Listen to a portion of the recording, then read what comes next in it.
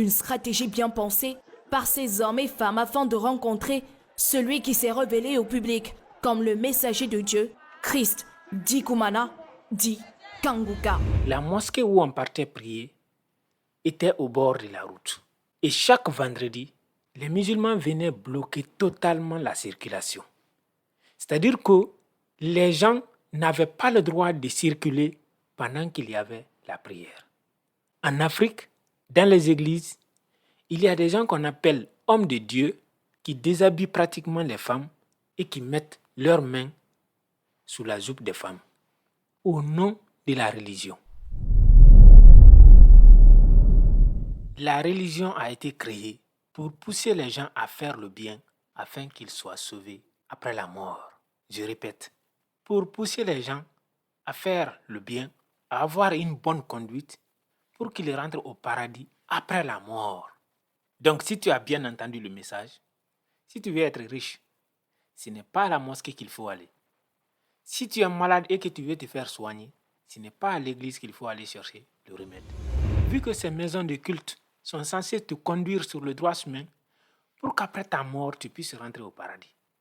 Si tu veux être riche, tu dois aller travailler. Tu dois entreprendre. C'est pour cette raison que les gens qui travaillent et qui réussissent généralement ne sont pas des fameux religieux. Ne sont pas des gens forcément qui sont liés à une église ou à une mosquée. Ce sont des gens qui travaillent dur. Ce sont des gens qui travaillent intelligemment.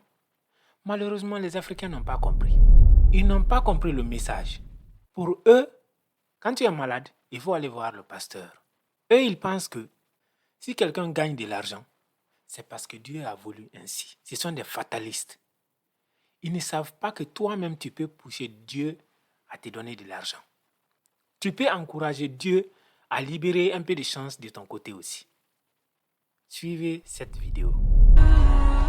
Vue du ciel, esplanade du stade de Japoma, à la sortie est de la ville de Douala. La foule est compacte.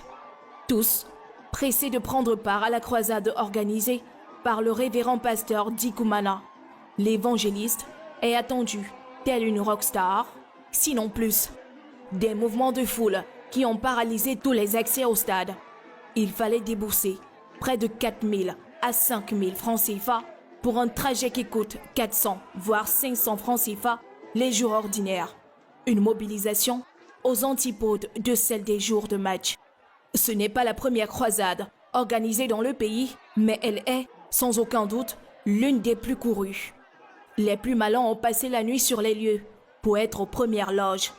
Une stratégie bien pensée par ces hommes et femmes afin de rencontrer celui qui s'est révélé au public comme le messager de Dieu, Christ, dit Kumana, dit Kanguka. Dans certains domaines, que ce soit Jésus-Christ qui intervient.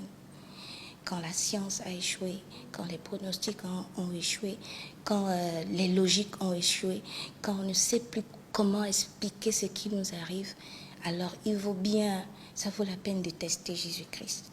Donc c'est pour Jésus que nous on était là. C'est pour lui, c'était lui la star.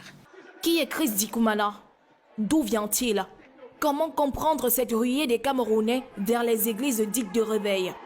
Animateur de l'émission Kanguka, ces vidéos sur Internet ont une grande audience, partagées pour certaines des millions de fois. Ces 3 dernières années, le Burundais s'est positionné comme l'un des évangélistes les plus suivis du continent. C'est exactement comme la Bible dit que la moisson, la moisson est abondante, mais il y a très peu d'ouvriers. Du coup, quand il y a un ouvrier qui se lève pour cette moisson, alors on se lève ensemble pour cette moisson, pour ces âmes qui ont soif de Christ. Parce qu'en réalité, ce qu'on a vu, c'était des gens qui ont soif de solutions, qui ont soif de Jésus en particulier. Des gens qui sont fatigués, des gens qui ne savent pas quoi faire, où aller, vers qui se vouer. Alors, les gens sont sortis de leur maison, ils sont venus avec des malades, ils sont venus avec des enfants, ils sont venus broke, ils sont venus parce qu'en réalité, il y a la solution, c'est Jésus. Il y a 2 choses qui favorisent le maintien de l'Afrique dans la pauvreté extrême. La religion et la fête. Il y a 2 à 3 années à peu près, Fally Ipupa avait organisé un concert le jour de la Saint-Valentin au Cameroun dont le ticket valait 1 million de francs CFA, c'est-à-dire à peu près 1500 euros, dans un pays où les gens peinent même à se nourrir chaque jour. Entre 2020 et 2022, j'ai passé au moins 5 mois au Cameroun à Douala. La mosquée où on partait prier était au bord de la route. Et chaque vendredi, les musulmans venaient bloquer totalement la circulation. C'est-à-dire que les gens n'avaient pas le droit de circuler pendant qu'il y avait la prière. Moi, je me pose une question.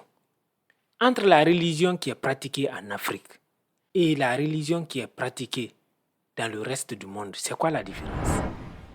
Parce que il est interdit à un musulman de déranger le voisinage avec même l'appel à la prière. Un musulman n'a pas le droit de bloquer la route aux passants qui ne sont pas musulmans parce que lui, il doit faire sa prière. Ça, c'est l'islam. Mais dans nos pays, on bloque la circulation aux gens, on les empêche de vaguer à leurs occupations parce que nous, on doit prier. J'étais choqué. En Afrique, dans les églises, il y a des gens qu'on appelle hommes de Dieu qui déshabillent pratiquement les femmes et qui mettent leurs mains sous la jupe des femmes au nom de la religion. Il y a des hommes qui embrassent les femmes dans les églises au nom de leur religion. Ce n'est pas moi qui le dis. Ce sont des images, des vidéos qui sont publiées tous les jours sur l'Internet. Il suffit de se balader un peu. Moi, je ne vais pas les publier dans ma vidéo. Faites une recherche et vous allez trouver des vidéos comme ça en pagaille. Cette religion vient d'où? Qui a inventé ce genre de pratiques religieuses? Comment expliquer que, au nom de la religion, des gens quittent leur maison, payent beaucoup d'argent pour aller passer la nuit dans un stade parce qu'il y a un pasteur qui vient? Moi, j'ai du mal à concevoir cela. Parce que déjà, il y a un problème d'organisation dans ce genre d'événement. Les hommes et les femmes sont mélangés. Et on sait que la plupart, ce sont des jeunes. Donc, il y a déjà des pratiques sordides qui sortent de là. Ce n'est pas moi qui le dis. Il y a plein de témoignages sur la vidéo là, sur Facebook. Des gens qui se sont fait tripoter toute la nuit. Vous imaginez? Ça, c'est quelle religion? Les gens refusent de partir travailler parce que quand il n'y a pas de solution, il faut se diriger vers Jésus-Christ. Depuis la colonisation, ça fait des générations en Afrique. Les gens sont tournés vers Jésus-Christ, mais la galère n'a jamais quitté l'Afrique. À un moment donné, il faut peut-être se dire que Jésus-Christ attend de toi que tu te lèves pour travailler pour toi-même. À un moment donné, il faut savoir que Dieu est là-haut, il te voit, mais il attend que tu te lèves toi-même pour travailler, pour prendre ta vie en main. Dieu, il est responsable de tous les êtres humains qu'il a créés. En dehors de toi, de ta petite personne, il y a des milliards et des milliards d'autres personnes qui existent. Ces personnes-là aussi attendent Dieu. La différence entre toi et ces personnes-là, c'est que eux, ils savent qu'ils doivent assumer quelque part leurs responsabilités. Ils savent qu'ils doivent faire quelque chose. Les Africains sont assis dans les églises. Les Africains sont dans les grandes prières, dans les mosquées, en attendant que Dieu envoie la solution miracle pour les sauver. Cette solution miracle ne viendra pas. Ceux qui sont venus avec la religion chrétienne sont dans leur pays en train de travailler. Ils partent à peine dans les églises. Dans le monde occidental, il n'y a que des vieilles personnes et des vieux qui partent à l'église. Ce sont des gens retraités qui partent à l'église. En Afrique, les jeunes quittent leur maison, partent passer la nuit entière dans un stade en train de se tripoter là-bas au nom de la religion.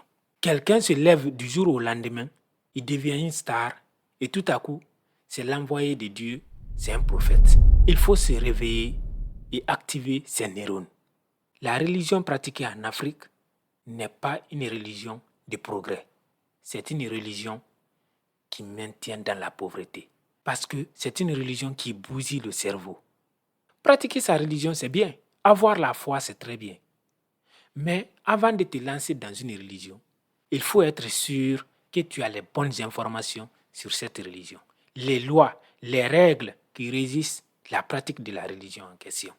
Tu te lèves du jour au lendemain, tu commences à suivre quelqu'un, une personne lambda, qui te mène en bateau avec des pratiques sournoises. Tu ne peux pas être utile à toi-même et dans ton monde, ta religion que tu pratiques n'est pas vraiment une religion qui va te sauver. Parce que c'est une religion falsifiée. C'est une religion modifiée. Ce sont des mensonges. Si tu n'es pas d'accord avec le contenu de cette vidéo, mets ton opinion en commentaire dans le respect mutuel. Et n'oubliez pas de vous abonner à cette chaîne, d'activer la cloche de notification et de liker la vidéo.